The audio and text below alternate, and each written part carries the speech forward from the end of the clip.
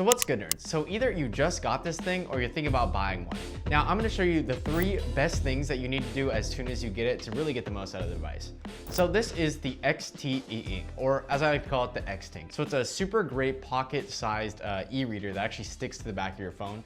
And why I like it so much is it really has helped me like kick my social media habit. And the best part is you can read any book you want for free on this thing. So I'll get into how to do that later. How I found this device was from Snazzy Labs. He made a video about some of his best tech that he uses, and on top of that I saw everybody on Twitter talking about it, and I think the hype is actually pretty valid for this thing. So I made another video talking about this since I'm basically replacing my phone with this and a few other devices, and it's just super nice and super easy to use. So when you first get this thing, it shows up in a box like this, and it comes with this really funny wallpaper on it, and I'll get into how to change that a little bit later in the video. But the very first thing that you need to do is install Crosspoint. So this is essentially like an aftermarket software for it. What's really cool about this thing is it's open source, so tons of people develop like different things for it. But what I really like about Crosspoint is every time you turn on the e-reader, it actually allows you to put the book on top. So a lot of times, like for example, when I'm using my phone and stuff, it's so convenient because, you know, I like think, oh, I want to open like Instagram or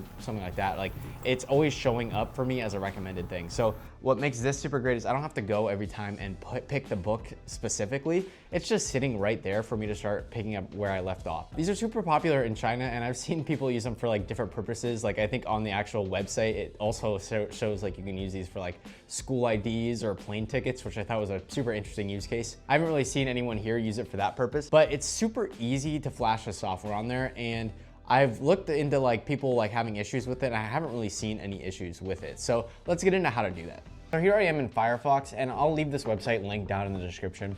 But what's super great is that this person has created this Crosspoint e-reader software. Now, in the next segment of this video, I'll get into like how to use it a little bit more.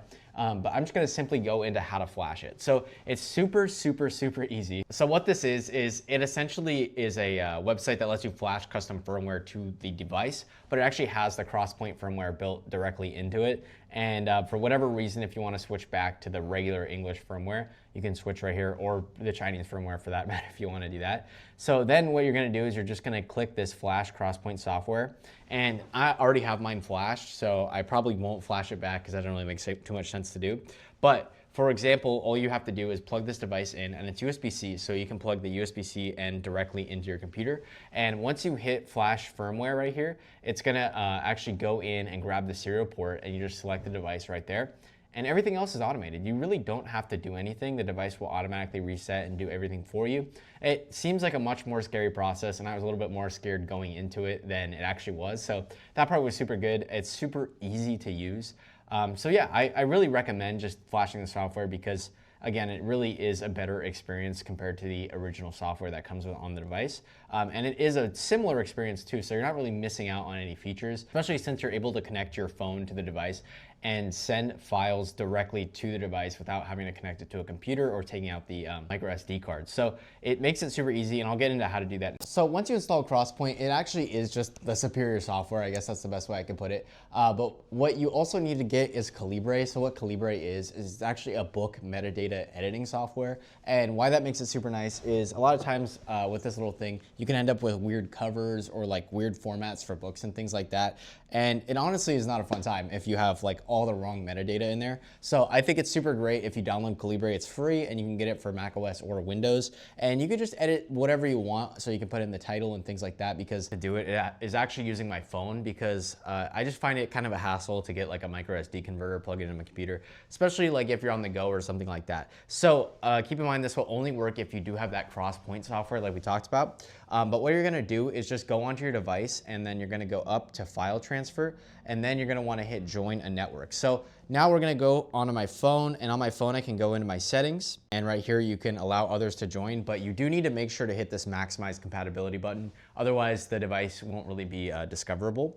And so once you do that, you're gonna connect to your phone right here. So now, once you have connected to your phone, it's gonna pop up with this file transfer with a QR code. And so when I have that, I can go into my camera app.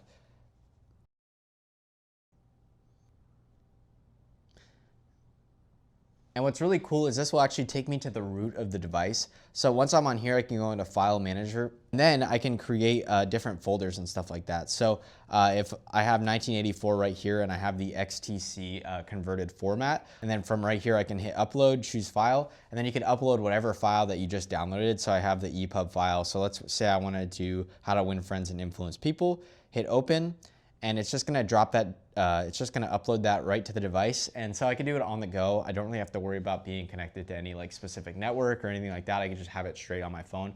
And it makes it super easy because right when I go back, the file will be right there on the root of the device, and I can go and start reading that book immediately. Not always gonna be at home when somebody tells you about a book recommendation or anything like that. So you can really just get started immediately and just have that right on the root of your device and start reading it whenever you want. So me personally, I prefer this method, but obviously you can go on your computer and you can do the whole process with the SD card as well.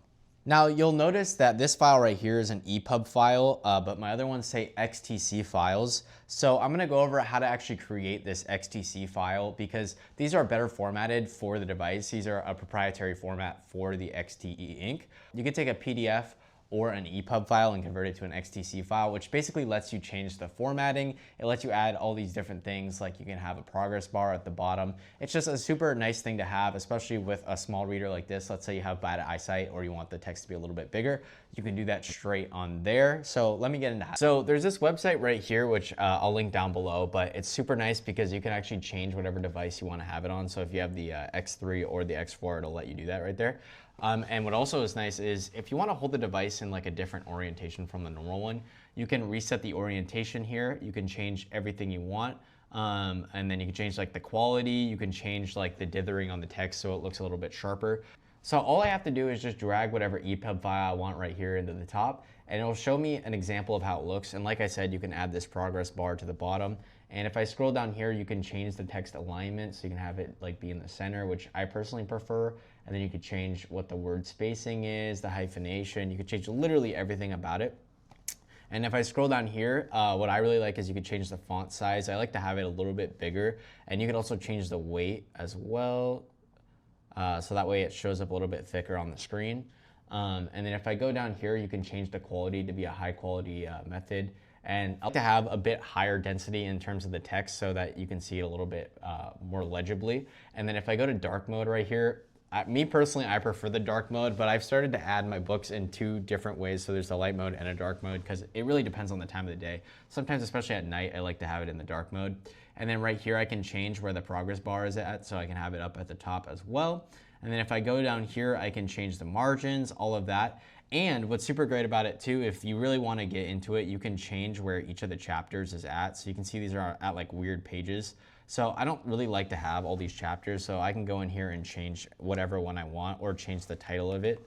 And it's just super nice that it lets you add that right here, and I can go and preview every single page as well. So when I hit export to XTC file, I drag and drop this directly into the XTE ink. And so that way I can have everything set up right here. It's probably the best pipeline that you can really get because you're able to just really change everything about it. Especially, there's been a lot of books that I've downloaded that don't really quite look right, and sometimes the images don't show up and things like that. So this is the best like method and way to do it, in my opinion, at least. You also might be wondering how I even found this website, and this is my last like bonus tip for this video. If you go to a website called ReadMe Club, you can go right here, readme.club, and this is basically a whole community dedicated to this XTE ink device. So if I go into resources right here, they have tons of different like converters or different tools, and they really add things every single day. One that I personally prefer is this Wikipedia to text file, so you can read Wikipedia articles on the device as well. And they have tons of different converters, starter guides, and if you want to look at like different wallpapers and things like that as well,